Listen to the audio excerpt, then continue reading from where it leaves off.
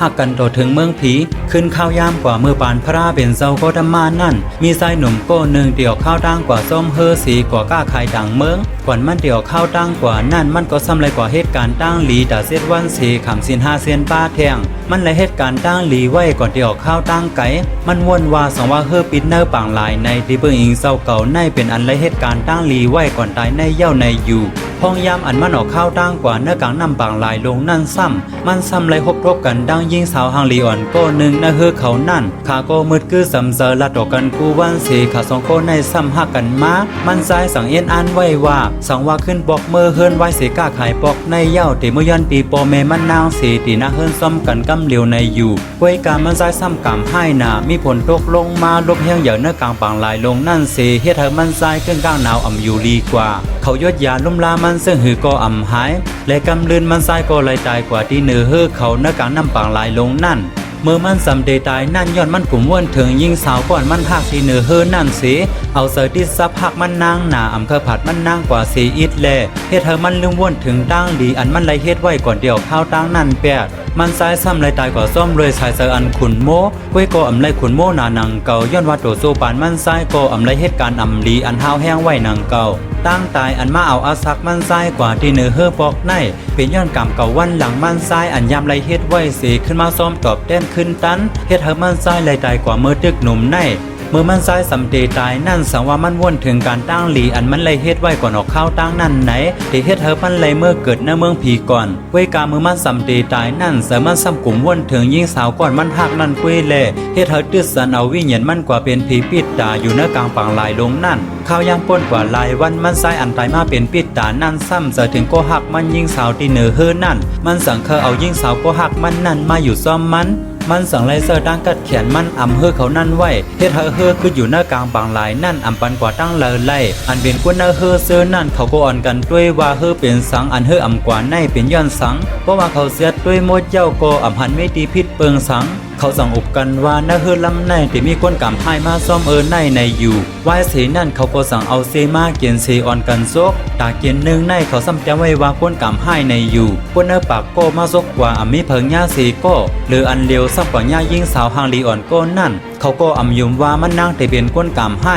เขาก็ซกแทงปอกกำ2ก็ย่ามันนางแทงออนกันมาซกแทงปอกกำ3ก็ย่ามันนางแทงเป็นย้อนสั่งเลยย่ามันนางอยู่ติ๊กเพราะว่าในซึ้งก็เป็นย้อนมันซ้ายผีปิดตานั่นอำเฮ็ดเป็นเขาเอามันนางกว่าอยู่ซ้อมนั่นเย้าคนเฮือซื้อนั่นอ่อนกันอีหลูมันนางหนาก้วยกาอำสร้างเฮ็ดเสื่องหือเพราะว่าอำเอามันนางแปดก็คนเฮือแทงปากโกนั่นแต่สร้างตายกันหมดในเสเขาก็สั่งไล่เอาเป้ไม้สร้างอันหนึ่งเสให้มันนางอยู่เนินนั่นเสปล่อยลองนำกว่าว่าเสนั่นเฮือเขานั่นก็สั่งตีตรงหนึ่งเสสืบข้าวตั้งกว่าไล่เขาปล่อยมันนางไว้ก็เหลียวหน้ากลางฝั่งลายลงนั่นมันไส้อันเป็นผีปิดตาอันเปิดมันนางไว้อยู่นั่นก็สั่งไล่มาหอบเอามันนางขึ้นเมื่ออยู่หน้าหอผีมันนั่นเสียและในลองดังมันดังหมดปั่นเธอมันนางเลยทอมและขาสองก็อยู่พร้อมซ้อมกันหน้าหอผีมันไส้นั่นมนซื้อเนื้อพอยามอันมันนางอยู่ซ้อมผีปิดตาก็หักมันนั่นมันซ้ายก็อ่อนเอามันนางกว่าหลีด้วยซัดเขานักก้าเขากาหล่นเขาซื้อในเล่กว่าหลีด้วยปิดตาสั้นแต้มเขาซื้อนั่นต้องไม่ใส่เลือด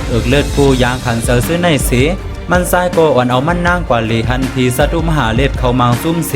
เอามันนางในหักเฮ็ดเนื้อกันดังหลีสีกูต้องลองเฮ็ดอำลีนาเพราะว่าขาอยู่ซ่อมกันได้1 ปีเย้าในมันนางซ้ำอิ่มเสเคอมือเฮิรนมันนางก็สั่งไล่ก่อย้อนตีผีปิดตาก็หักมันนางนั่นว่าเขาเมื่อเฮิรนเย้าอยู่ที่ในอำไรเหตุการณ์ตั้งหลีสั่งไล่3-4 มวนเสื้อเมียวเหลียวกุ้ยแค่นดอกอ่อนเฮาเมื่อขึ้นตีเมืองบัตตาลีบุตรอีกหนึ่งในอยู่มันซ้ายผีปิดตาหันมันนางอ่อนว่อนเขามือก็หู้กำเหลียวว่ากับมันนางตีเสียงเย้าสั่งอำเคยอยู่ที่ในเย้ามันซ้ายสั่งลัดดีก็หักมันนั่นว่าผีปิดตาเขาผีเงินไล่เขาซัดเขากวนเขาซื้อในสู่ก็หันเย้าอดกามอันไรเฮ็ดมาเสมาขำขึ้นสู่ก็มาหันทั้งกุ้ยเย้าเฮาได้อ่อนสู่เมื่อส่งที่เมืองบาดาลีบุตรเสเพราะว่าสู่เมื่อถึงเย้าเขาเสือเหตุการณ์ดังหลีไว้นำหน้าและอย่าลืมหยัดหน้าผีกู้สู่มาปันเฮาพองหนาในที่มันนาง